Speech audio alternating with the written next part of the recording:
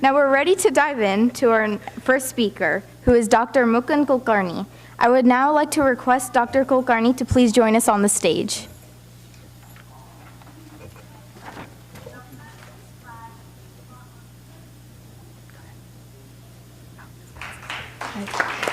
Dr. Mukund Kulkarni is the Chancellor of Penn State Harrisburg since 2010. He also holds the rank of Professor of Finance in the School of Business Administration. Dr. Kulkarni joined Penn State Harrisburg in 1985 and has since then held several administrative positions, including that of Director of the School of Business Administration. Dr. Kulkarni is published widely in academic journals and other outlets and has presented his research at scholarly conferences, academic institutions in the U.S. and overseas, government agencies, and nonprofit organizations.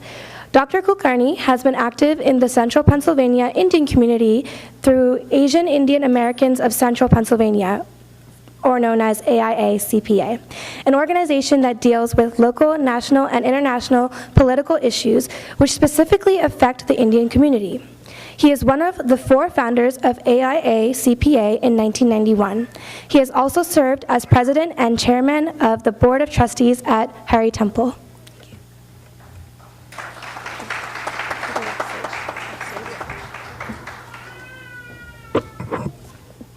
Wow, that was wonderful. My wife is here. She didn't know I did all this. So thanks for letting her know. Good morning, everyone. Namaste. Welcome to Hari Temple, especially to the teachers, my professional colleagues, because I'm a teacher as well, and particularly to the Deputy Secretary of Department of Education, Mr. Walkman. And I will later tell you why it is important that government officials also learn about our religion later on in my speech, in my remarks. Rather than speak about theological or philosophical foundations of Hindu religion, today I wish to speak about something related but different, something that we as teachers face on a regular basis, and also our students, Hindu students, face in schools. Let me explain. Increasingly, United States is becoming a more diverse society. This diversity is apparent more visible in schools and colleges. For example, at my university, there are more than 700 students here on the Harrisburg campus from 47 different countries. They represent all major religions of the world. Every religion of the world is there. And given this reality of diversity on our campuses, you teachers and I, for us to become more effective in our jobs, we as teachers, therefore, need to know more about religions other than our own, cultures other than our own. I need to know more about religions other than the Hindu religion, and similarly, you need to know about other religions. And that is not just for personal enrichment, but for one simple reason, that gurus or teachers are important to students, because teachers become role models to our students. What we say, or even what we don't say, has a lasting impact on them. And as a result of this, students look up to us as teachers for guidance, way beyond what we are trained for in terms of our academic disciplines, and that is a big responsibility to shoulder. In other words, teachers have a special responsibility other than the normal day-to-day work that we do in our professions. Let me say one more thing. Students of minority cultures and religions need more understanding from their teachers and administrators. For example, on my campus, after 9/11 happened, I had to reach out to a special group of students that were on my campus and give them some assurance that they as individuals, those that are practicing a particular faith, particular religion, would still be welcome here. That this is your place as much as anybody else's. And so, in a society with a dominant religion, the members of the dominant religion need to go out of their way and be understanding, welcome people of the minority religions. And therefore, all of you and me included, we need to learn more about so many other religions. And the religions and traditions go hand in hand. And therefore, we also need to know about cultural traditions of minority faiths, people who look different than us. But as you can understand, this special responsibility is not easy to discharge. It is really difficult and takes very committed, professionally committed teachers such as you are. We need to put some more time into it, need to put more efforts into it. So, as I said earlier, let me tell you what I did. With so many different faiths on my campus, in order to be more effective in my role, I decided to learn about other religions, traditions, and cultures. In doing so, by the way, that made me a better person, but more importantly, it made me a better Hindu, a better person who is practicing the faith of Hindu religion. So what did I do? Last year, we opened a brand new facility, 70,000 square foot facility on our campus, where followers of different religions, people from different cultures all over the world, they can come and practice their religion, showcase their traditions, perform their folk dances. And as we were doing this, what happened? Last year, we celebrated from Nowruz. How many of you know Nowruz? Nowruz is a Zoroastrian New Year. From Nowruz to Chinese New Year, to Indian New Year, to the Islamic New Year, and Ramadan, and everything else. And as that was being done on the campus, I felt satisfied at the end of the year that the things that I need to do as a good Hindu is to welcome all other religions and make sure that they are free to practice their religion. If they are free, I will be free to practice my religion. So that is what I think we all need to do. So I presume you want to know a little bit about our tradition, about our religion, and this is the best way to do that. So what I'm going to do, rather than speak about the theosophical, the philosophical aspects of the religion, I'm going to talk about the practical aspects of our religion. So before we do, some basic information, please allow me to say this to you. You all probably are aware of it, but as you know, there are three Abrahamic religions, the important religions in the world. Judaism, about 14 million followers of it. Christianity, about 2.2 billion people follow Christianity. And Islam, with 1.6 billion people.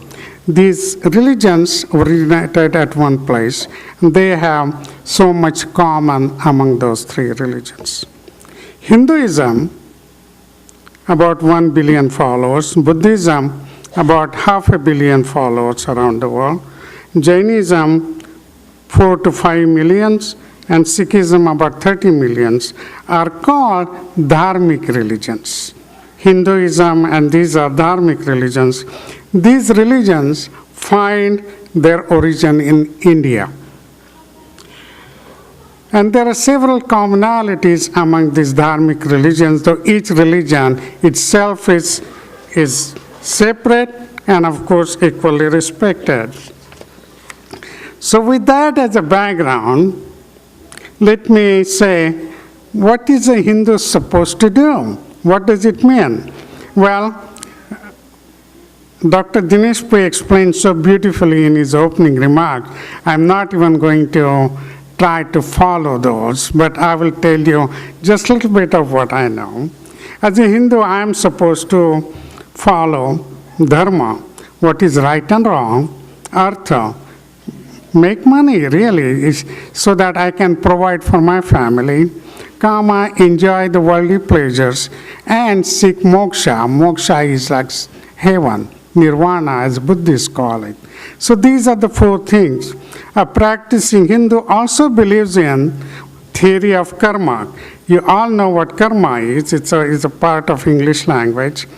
But what it really means is every action has consequences. If you make a bad action, you have bad consequence. If your actions are good, it will have good consequences. And moksha is what all Hindus must strive to attain, as I said earlier. And why is that?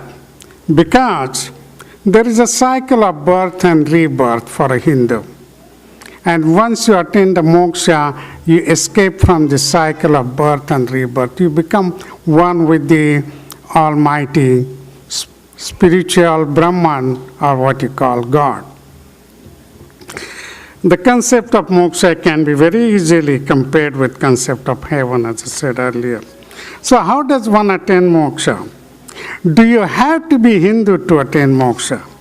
And I think this is where Hindu religion separates from other religions. Hindu religion, for example, does not claim that our own way is the only way. Does not say that our way is the only way to attain moksha or heaven or salvation or nirvana. What it says is you could be following any religion and still attain the ultimate goal of salvation, heaven, moksha. And therefore, in this concept, there is a built-in respect for all other religions. It is like you want to reach the top of the mountain, same way all religions have the same goal, and people find different paths to reach the top of the mountain. Not one path is better than the other. For an individual, the path that he or she chooses may be good, but that doesn't mean somebody else's path is bad. And that is what essentially the basic philosophy of Hindu religion is. But this simple concept, this simple statement that there are multiple ways to accomplish the ultimate goal has profound effect on our daily lives.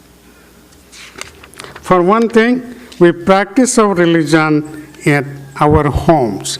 We have temples, we get together, we do this, but really on a day-to-day basis, on a regular basis, we do it at home. Every Hindu household has a little bit of corner set aside where we do our worship.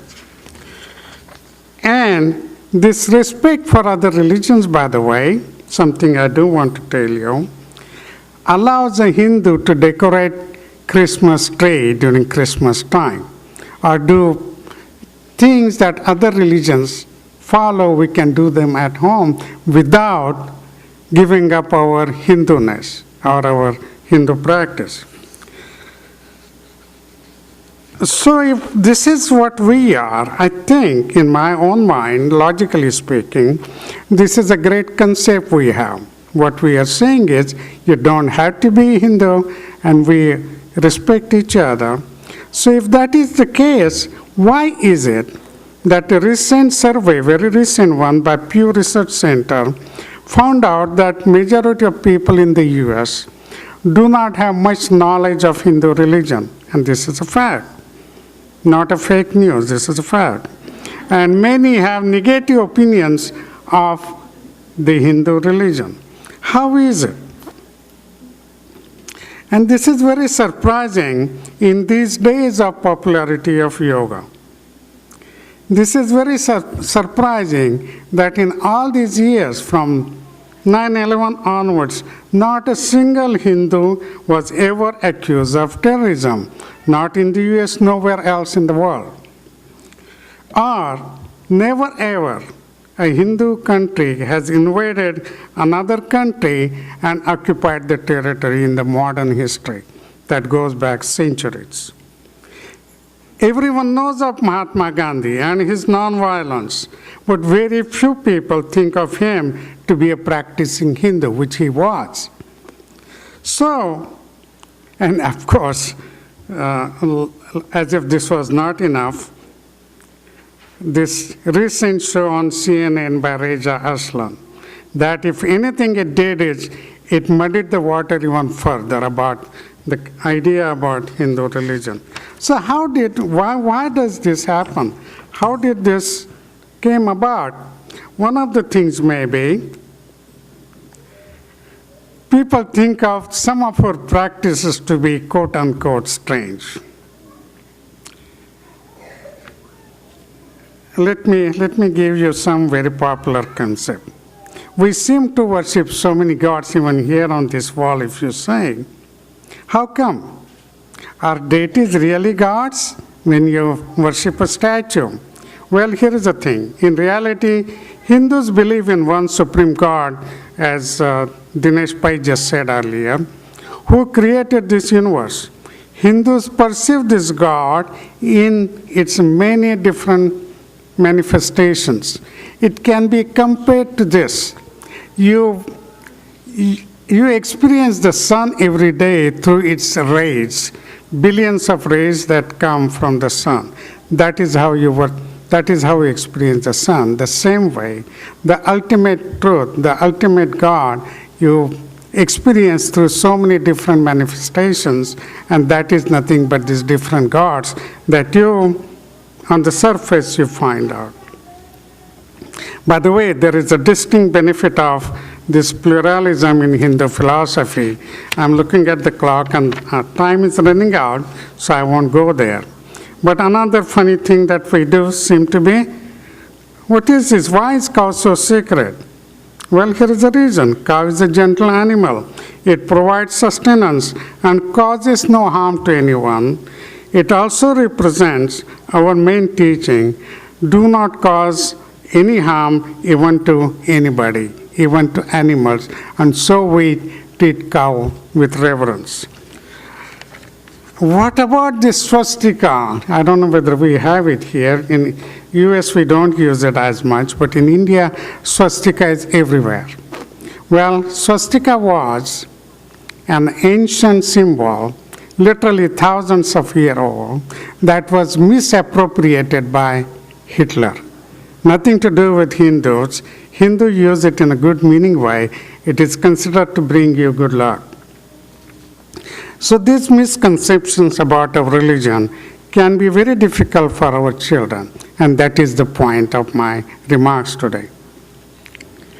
Many of the children, not in this area, not in this region, because there are so many of us, but in some isolated areas in the US, they end up having to discreet about, kind of hide their religion until they go to colleges. Imagine, for kids, school is not easy thing for its social life. It's a good and bad. And students can be very subject to tremendous criticism. And in order to minimize that, they just hide their religion.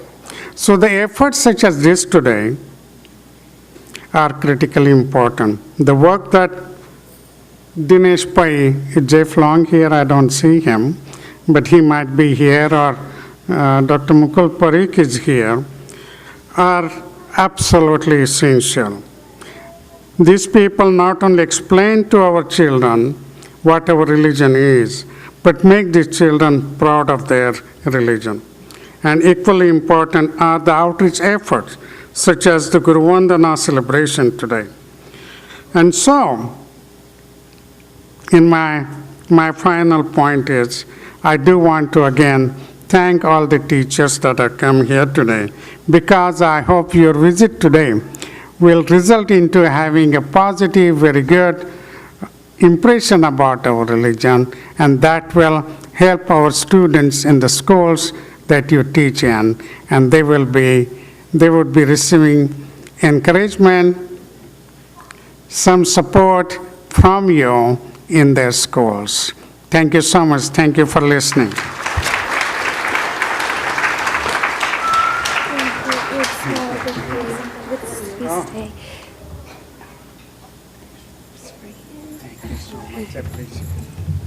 Thank you so much.